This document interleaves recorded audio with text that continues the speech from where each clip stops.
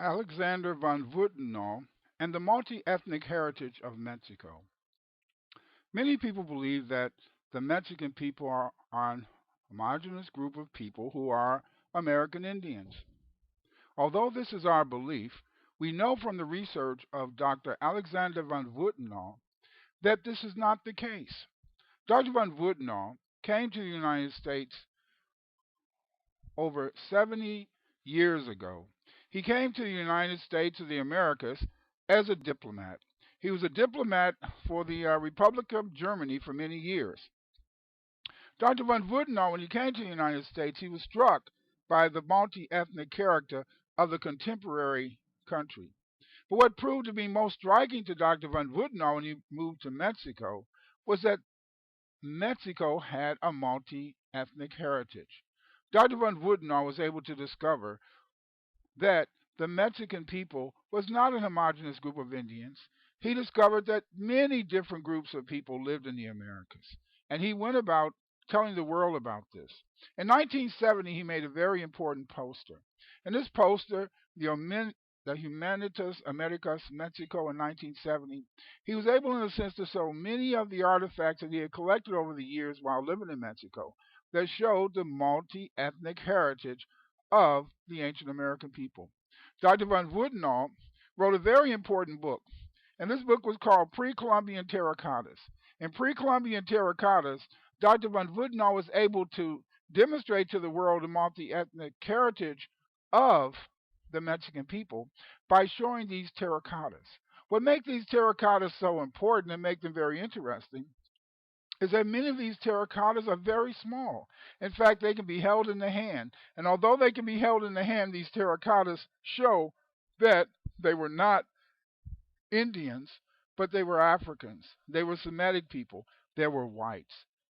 Von Wuthenau was able, in a sense, to write a new history of Mexico, a pictorial history of Mexico, which indicates that the Mexicans were not a homogeneous group, that many people came to the ancient world.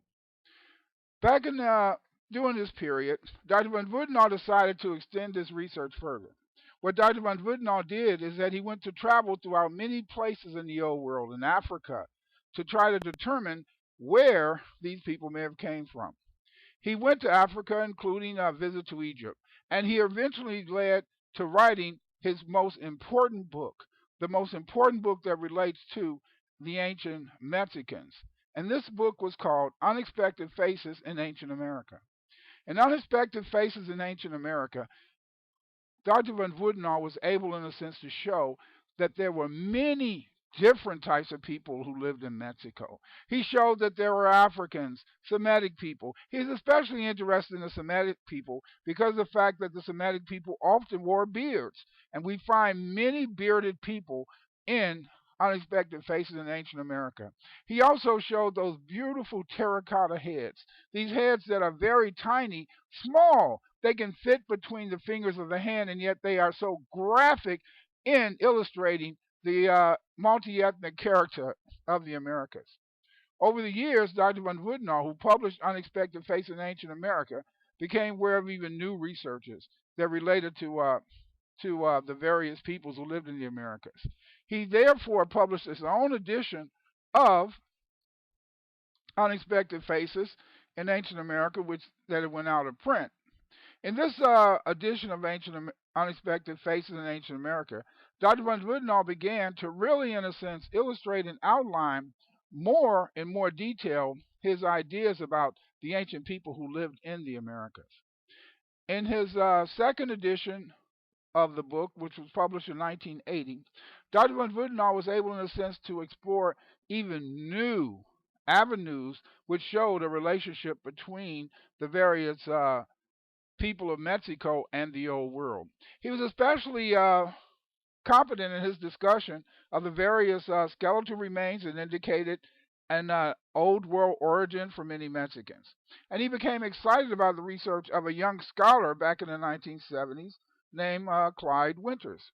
He was excited about the research of Clyde Winters because Clyde Winters had recently published an article in 1979 in the Journal of African Civilization where he deciphered the Olmec writing.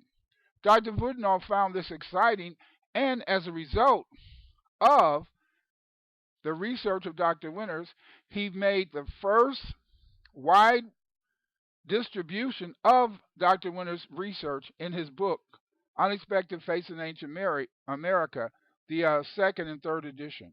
In this book, he also had a very beautiful poster. And this poster was very beautiful because in this poster, he had the head or the statue of the ancient Kushite ruler Taharka. And what he did is that he surrounded this statue of Taharka with many of the giant heads that were found in Mexico.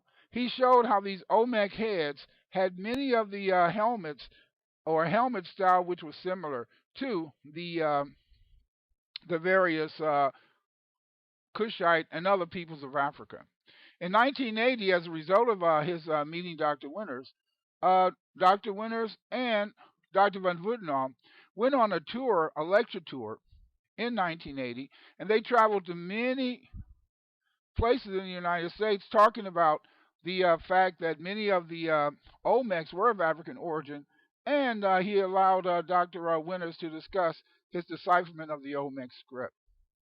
Given the various studies of Dr. von Wuthenau and his seminal work, Unexpected Faces in Ancient America, we now know more about the multi-ethnic character of the ancient Mexicans.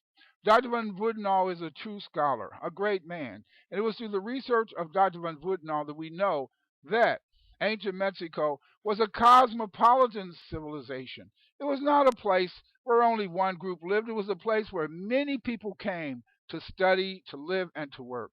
And we owe much to our understanding about the multi-ethnic heritage of Mexico through the great research of Dr. Alexander von Wuthenau.